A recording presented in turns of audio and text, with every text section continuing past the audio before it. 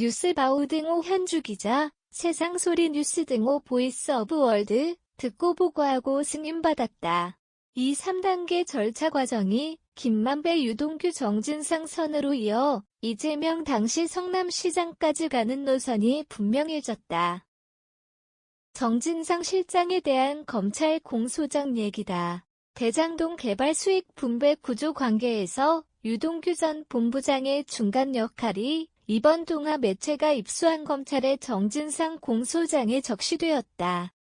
유 전 본부장이 듣고 보고하고 승인받았다. 절차 과정이 한 차례도 아니고 무려 4차례에 걸쳐 이뤄진 이상 빼도 박도 못한다는 검찰 측 주장이다. 정 전 실장에 대해 지난달 압수수색과 이번 공소장이 다른 점이 유 전 본부장이 보고하다 2단계 내용과 일시가 구체화되었다는 얘기이다. 2012년 초, 2013년 7월, 2013년 9월, 2015년 2에서 4월 4차례에 걸쳐 보고하다 단계가 공소장에 적시되었다. 동아 매체가 전한 구체적인 내용은 이렇다. 2012년 초엔 성남도계공 설립 시 당시 최용길 성남시의 원을시의 회장으로 선출하겠다는 정 전 실장 승인. 2013년 7월엔 이재명 성남시장 재선 선거 자금을 지원 조건으로 남욱 변호사 등을 위례시도시 개발 사업자로 내정해주겠다는 정 전 실장 승인. 2013년 9월에 남 변호사 등이 원하는 대로 위례 신도시 공모지침서 작성을 유한기 성남도계공 개발사업본부장에게 도와주게 했다는 정 전 실장 승인. 2013년 9월에인 대장동 사업이익 배당 금액이 확정되면 자신 지분을 늘려 그 안에 이재명 시장 측 지분을 숨겨두었다는 김만배 씨 얘기에 나타난 정 전 실장 승인 등이다. 자신 지분을 늘려 그 안에 이재명 시장 측 지분을 숨겨뒀다는 부분이 어떻게 입증되느냐에 따라 이 대표 측 지분이 확정되는 만큼 이 부분에 대한 검찰 공소장 내용은 한편의 스토리로서 손색이 없다. 스토리 전개 시작은 2014년 12월로 거슬러 올라간다.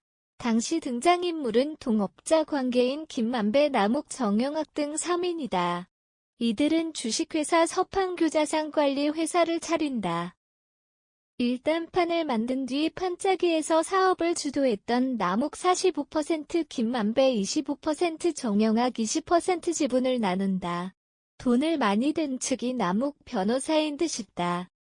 그런데 2015년 2월, 그러니까 서판교자산관리 차린 지 3개월 정도밖에 안 됐는데 느닷없이 김만배 씨가 화천대유를 만들고서는 지분 비율을 바꿔야 한다는 얘기를 꺼냈다.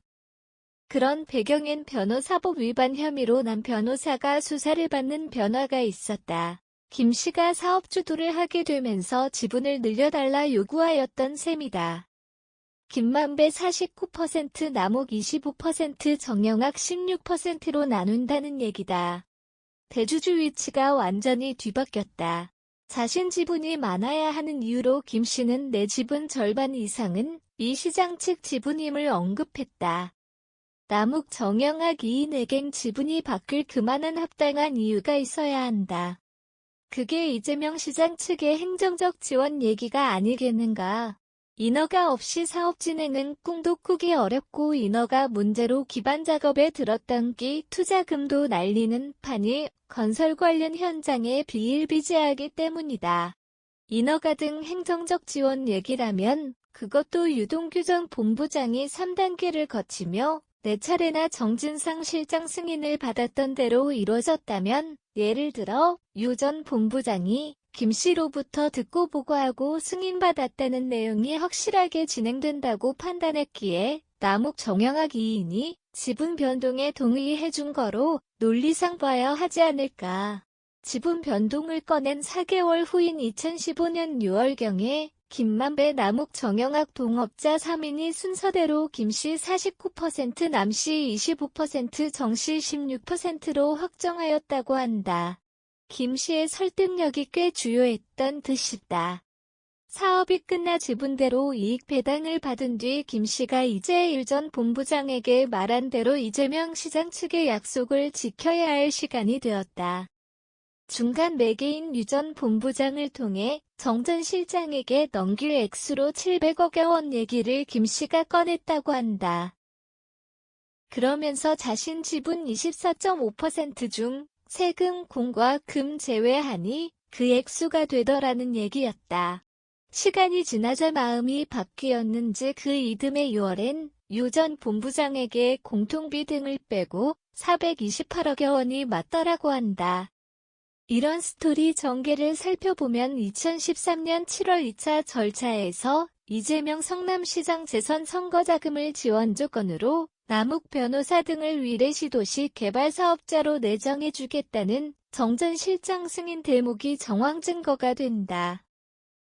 개발사업자로 남 변호사 등이 내정된 게 사실이라면 이 정황 증거는 팩트가 된다. 검찰 공소장엔 이재명의 지휘 감독 하에 대장동 개발사업 및 위례 신도시 개발사업 등을 담당했다는 인물을 유동규 전 본부장으로 특정해 적시했다.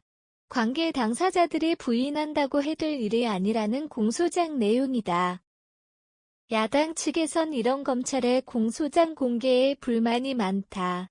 대한민국을 수렁으로 끌고 가는 검찰 정치라며 그 핵심 수단은 피해 사실 공표라고 김종민의 원에 어제 15일 SNS 발언이 알려졌다. 검찰의 언론 플레이 그만해야 한다고 일갈했다. 국민의 알 권리 충족은 재판을 통해 걸러진 정확한 사실들에 한정되어야 한다는 얘기다. 이재명 죽이기라는 검찰 정치 이제 끝내자는 김종민 의원 반박을 검수완박까지 당한 검찰이 과연 수용하고 앞으로 공소장 공개 그만둘까? 현주 기자 사코파워@아웃룩, 캄루즈바우.com